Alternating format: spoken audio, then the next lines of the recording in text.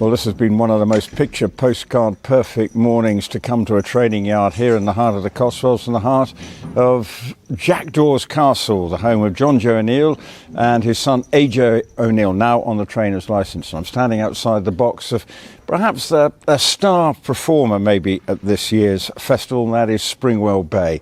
Looked an absolute picture. The team extremely happy with the way he ran at Cheltenham on New Year's Day.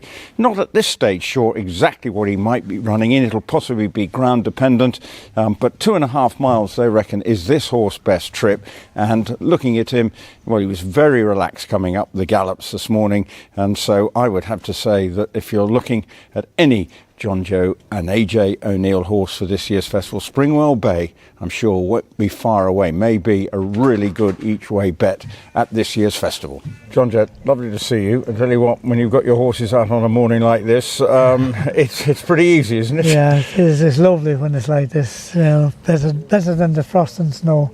But obviously, we had a chance to see some of your Cheltenham runners. I suppose the one you've given number 1 to today was Springwell Bay. Interesting horse, but so interesting it's hard to know what to do with him. So you're in a sort of no man's land, almost ground dependent. What's your thoughts? Ground dependent, and then, you know, to see what weight we get and what have you later on, and then we'll decide what's running where and what, and hopefully we'll pick the right one, you know. You've always held this horse in the highest regard, haven't you? Yeah, we've always liked him. It was a little bit frustrating early in the season, you know. He kept getting beat, but running nice races, you know. And then they went to really good gallop, which is what he likes, on New Year's Day. And then they fell in a hole and it made him look probably better than what he is. But that's where we are. We're stuck with that now. So probably ground permitting, he'll go for 1 of the 2.5 miles, won't he? But the key there is a strong gallop. Well, that tends to be the way at the festival. Well, that's in your favour, hopefully. But obviously, as you say, ground. Do you believe then 2.5 mile is his optimum trip at this stage of his career? It looks that way. Yeah, it looks that way. We've tried him over 3 miles and he's run well. But I'd say 2.5 is probably his best, yeah. You've got a stack full of entries, but is Springwell Bay perhaps the horse you say was the classiest of your entries, although you've got lots of good horses? Would that be your assessment? Yeah, he is, yeah. If the ground came up heavy or something like that, we might think of something shorter, really, but I don't think it will at Cheltenham somehow. But we'll wait and see. Another horse that I think is quite interesting, is it under the radar? I'm not sure. Crebilly, would you say? But again, seems to potentially have a good weight in what are usually some very competitive handicap chases. Yeah, he's had a frustrating season this year. Great season last year and a great run. He's in good old form. He'll go there. Please God, he stays healthy and sound. He'll go there, but what he'll run in at the minute, I don't know. But as you say, a frustrating season, but that might be to your advantage if you know that you get, because you will get a decent weight. Would that be a good thing? Well, I'll tell you after Cheltenham. Yeah, I mean, that makes sense if that's what happens. He's in grand form at the minute, and let's hope we can get him there safe and sound and get in the right race, really, yeah. When you look at his profile, does he has the right profile for these sort of, maybe with a, as I say, not the top weight, the right profile? Yeah, he's not the biggest horse. He's only a handy little fella. He's very honest, and he normally jumps pretty well. You know, he needs to, because of his size, he needs to make sure he jumps well and get everything right, and then he'll go there with a sporting chance, yeah. Just this year, though, your training licence, lots is made of it. How much are you enjoying having AJ as part of the team, and the way it works and the dynamic of having your son as part of the operation now? Not that he wasn't before, but now in a more formal arrangement. Yeah, no, it's great. Him and John do a lot of the planning, and they do a lot of the work that I don't like doing. And I like to be over the horses and, you know, getting a feel for them and seeing what's what and kind of weighing up their characters and things like that. You know, that's the bit I like most. I've always enjoyed most. So I'm delighted that they're working well together and I can get out of the office more because I hate the office. But that's the interesting thing is you're able to concentrate on your first love, the horses. Yeah. But we know in the modern world there's a bureaucracy to be done. Yeah. So you've got the boys on that side of it. Exactly. Got them on that as quick as I could. And leave me enjoy it more.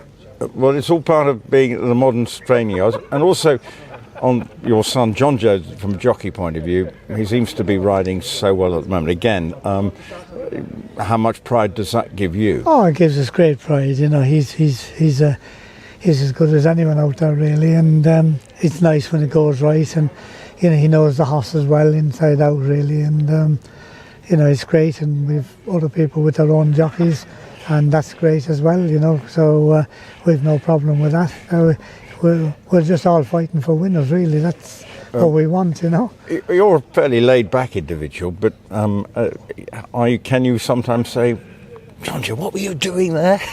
Oh yeah, we'd often have that discussion, and then you know it's all helping each other, really. You know, we're all wanting winners. We're all wanting the same goal, basically, and. So it's good you can talk about it on the way back, or something might pop up the next morning and say, you know, maybe not make that plan. The horse is lame or whatever the case may be, you know. So it's you're on it all the time. Can you do your two boys seem as competitive? You're a competitive creature. You like winning. They seem to both have that same desire. I think so. Yeah, I think so. Yeah. They've got their mother's competitiveness. You're laid back. Sounds like a good combination. But anyway, lovely to see you, Jonjo, and good luck at the festival. Cheers. Thanks a million. Well, AJ, what a glorious Cotswold morning to see Springwell Bay. I suppose he's your class act going into Cheltenham. Would that be your assessment? That's the hope. Obviously, he was busy enough in the early parts of the season. Delighted with the way he ran New Year's Day.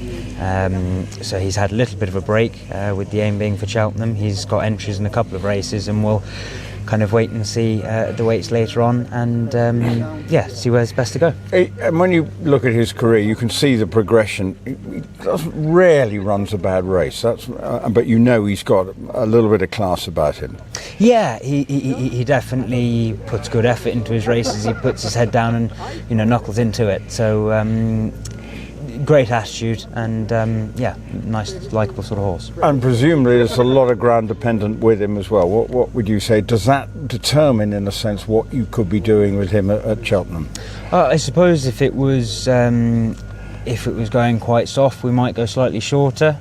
Likewise, if it was going to be quick, we might go slightly further. But I think 2.5 seems to be a roundabout a nice benchmark, and then we can kind of play away from that. Okay, so that suggests the Ryanair is the mark, but that feels like it's quite a competitive renewal this year with some interesting runners. Yeah, absolutely. Obviously, he's got entries in the 2.5 novice handicap and the 2.5 handicap as well. So we've a few options for him all over the place, and we'll keep an eye. And from your perspective, you are now on the licence, and your dad's been training winners for 30 odd years here, and he rode his first 49 years ago. So for you to be now taking the mantle and being part of the team, how proud of you, and obviously with your brother as well, very much at the heart. This is a proper family affair, isn't it? Yes, very much a family affair.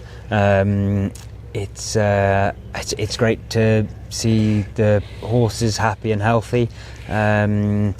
We've a very, very good team, which makes all the difference. Keeps all the horses going the right way, and just want to keep pushing forward to more and more. And how does the dynamic work between when you're on a joint licence? Of course, people have assistant trainers, but does that mean there's a slightly different role? You bring what's the expectation of your role within the setup? I suppose there's kind of quite a lot of shared responsibilities, more of a divided approach, if that makes sense. So yeah, if it's within an hour of home, it's Dad's track, and if it's farther than an hour, it's AJ's. Okay, so you're sent for the long haul, but in terms of, I mean, sort of, you sit round, you sort of talk every day, right, what we're going to do with the horses, and your opinion. How do you know? That's the sort of, okay, going racing is a different thing, but actually, when it comes to the nuts and bolts training, how does that work? We'll discuss it and come to an agreement. It's Dad's very open to different ideas, whether they may be right or wrong, but certainly open to them nonetheless. And we discuss everything and make a plan from there. Family dinners must be interesting. You got your brother as well. Yeah, can it get quite lively? At the end of the day, we all want the same thing. We might have different ways of reaching the same objective, but we all know at heart we are all working towards the same objective. So that generational thing. It's but more importantly, you can sense there's been a lot of development here recently. The sort of impetus within the yard. You do seem to have some, I suppose, a better group of horses than you've had for some time. Would that be the feeling? Yeah, we've put an awful lot of kind of emphasis on trying to get the right horses. Obviously, something that we always have been doing, but we're very fortunate that we've got some a group of fantastic owners that have been very supportive of us recently, and we've been able to buy some lovely ones, and hopefully we can keep doing that. One of those horses that sort of is on the radar of a lot of people, Gip Cot. You always see it run, you think, well, he's. Tell us a little bit about him. Yeah, he's probably quite hard on himself at home, and with that, he always puts 110% into his races, which is great to see. He's had quite a good season. He started off a little bit slower, but since his win at Newbury, he's been very consistent, really, and look forward to going to Cheltenham with him. He's got a few entries, probably maybe looking more at the Coral Cup at this stage, but has an entry in the Potemps and the Martin Pipe, and in the county as well, so lots of options. And all these handicap hurdles, big fields, the luck in running required, but also the temperament of a horse in a race like that. They've got to have a little bit of an edge, haven't they? Yeah, he's a hardy chap. So, can he be a school bully in a race? He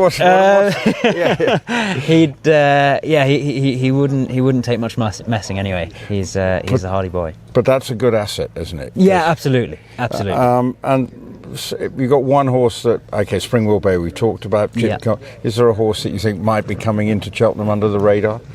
I suppose Tell of the Name has been very lightly raced this season.